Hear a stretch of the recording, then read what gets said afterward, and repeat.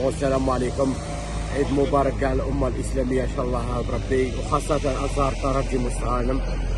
نشكر الناس قسنطينه على حسن الضيافه من انصار السنافر ولا من انصار موكيس، الله يعطيهم الصحه، من احسن الضيافه في الجزائر. شاو غادي نلعبوا مقابله عاديه ككل المقابلات اللي لعبناهم في الدور السابق، الدور الثمن النهائي او الدور 16.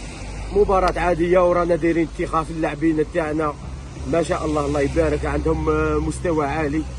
وخاصة نحن نلعب على بطولة، نلعب على جهتين من البطولة والكأس، وإن شاء الله بربي عندنا ثقة كبيرة. وفي الإدارة تاعنا الله يعطيكم الصحة ثاني، راكم واقفين، وخاصة رئيس الفريق الله يعطيك الصحة ما شاء الله، زعما الله يبارك، عندنا كاع الثقة فيكم. حنا على جاكم ليبيا نروحوا لها ما نورمال عادي. السلام عليكم وصحة عيدكم وكل عام وانتم بخير. مرحبا بخاوتنا مستغنية، ما نقولوش مرحبا، راه في بلادهم، ما حنا رانا في قسنطينة في زوج ديار. معكم مناصر وافي لشباب بالوزداد من أخضرية. نتمنى الفوز اللي يكون بجدارة، الفريق اللي يكون بجدارة واستحقاق اللي يستاهل. ونتمنى لخاوتنا اللي راهم في الحبس يطلقوا سراحهم هذا ماك ان شاء الله، باسكو راهم مظلومين خاوتنا. والسلام عليكم.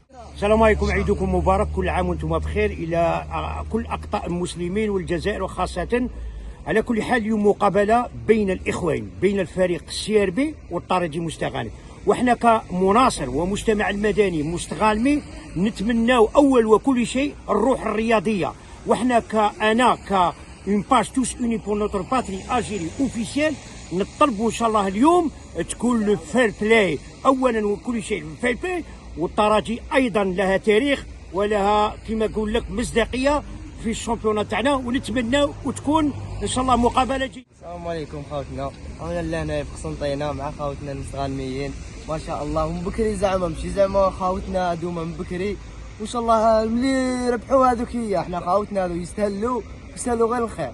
وان شاء الله لاكوب لينا ولا ليهم حلال عليهم، وان شاء الله يجوز ماتش في القمه. هذا احنا هذا واش نحبوا احنا في هذا اليوم ماتش. انا منصر الشباب والله مستغانميه غير نبغيهم، لا فامي تاعي مستغانم، وان شاء الله لا فيكتوار اللي جات فينا.